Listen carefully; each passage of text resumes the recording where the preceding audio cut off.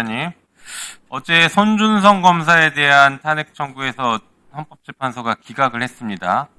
예. 그 내용을 잠깐 좀 얘기를 해볼게요. 문제가 좀 많아 보입니다. 헌법재판소가 이런 내용을 인정했어요. 그 1차, 2차 고발장을 전달한 것과 판결문 전달한 것에 대해서 이런 고발장의 내용이나 형식 전달 시기까지 고려하면 단순한 수사 촉구나 문제 제기 차원을 넘어서 국회의원 선거에 영향을 주려는 의도로 국회의원 선거 기간 중 검찰 외부에서 누군가를 이용하여 대검찰청에 정식 고발장을 제출하도록 하기에 만들어졌다고 볼 여지가 있다. 국회의원 선거에 영향을 주려는 의도로 정치적 중립 의무를 위반한 것으로 평가할 수 있다. 이렇게 인정했습니다. 이렇게 보면 아주 나쁜 행동을 한 것처럼 인정을 했어요. 그러면서 또 이렇게 얘기했죠. 국민 전체에 대한 봉사자로서의 검찰에 대한 신뢰가 저해될 수 있다. 위법성이 적지 않다. 이렇게 인정을 했습니다. 그래 놓고 파면에 이를 정도로 됐느냐를 볼 때에는 헌법과 법률을 위반한 것이긴 하지만 피청구인의 법률 위반 행위가 헌법 질서에 미치는 부정적 영향이나 해악의 정도가 중대하여 피청구인에게 간접적으로 부여된 국민의 신임을 박탈하여야 할 정도에 이르렀다 보기 어렵다. 또 이렇게 얘기합니다.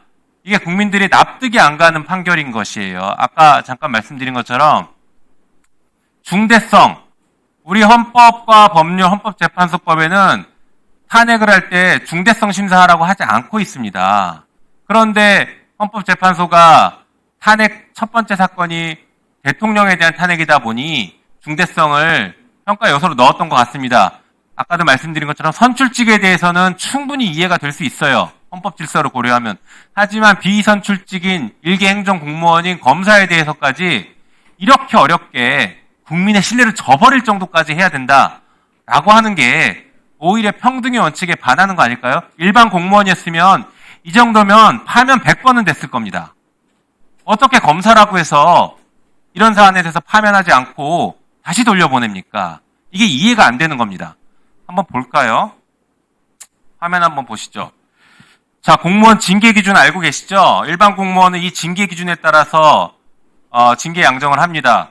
예를 들어서 지금 손준성 같은 경우에 검찰청법 직권남용과 헌법의 공익실현 의무 위반 이런 것들을 위반했다고 좀 적시했는데 그럴 경우에 오른쪽 보십시오. 비위의 정도가 심하고 고의가 있는 경우 비밀 누설 유출이면 파면시킵니다. 개인정보 부정이용 및 무단 유출 이거 실명 판결문 무단 유출했지 않습니까? 파면이에요. 파면. 고의성 아까 있다고 인정했어요. 일반 공무원이었으면 만약에 그 검찰 수사관이 이러다가 걸렸으면 그 수사관 파면됐을 겁니다. 그런데 검사는 보호해줘요. 이게 지금 헌법재판소의 현실입니다.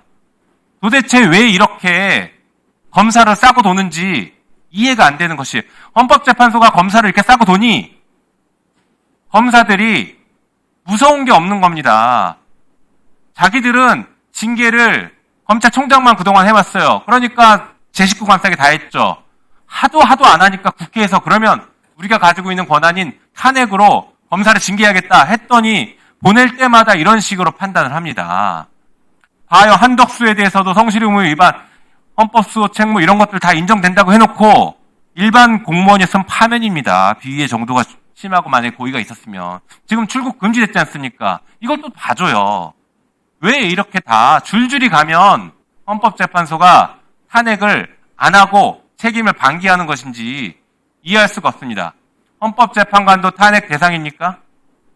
예, 그렇게 알고 있습니다. 네. 혹시 그것 때문에 미리 이렇게 사전에 까다롭게 하는 건 아닐까요? 그거에 대해서는 제가 말씀드리기 어렵습니다. 네, 헌법재판관이 그러라고 되신다면 생각하지 않습니다. 헌법재판관이 되신다면 절대 그런 기준으로 혹은 그런 오해를 살 수 있는 기준으로 판단하지 마시고 방금 보여드린 것처럼 일반 공무원 징계 기준으로 평가하셔야 됩니다. 이렇게 판단해야 공무원 사이에 형평성이 생기는 거 아니겠습니까? 예, 의원님 네. 지적이 상당히 받아들여야 될 부분이 있다고 생각합니다. 네, 하나만 더 짧게 질의할게요. 검찰개혁 관련해서 여러 가지 논의가 있긴 하지만 다른 건 내버려 두고 우리 헌법 89조 심의사항, 국무회의 필수적 심의사항에 검찰총장이라는 게 들어 있습니다.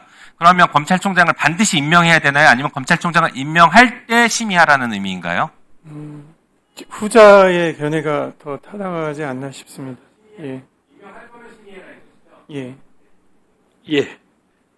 다음은 장동혁 간사님 질의해 주시기 바랍니다.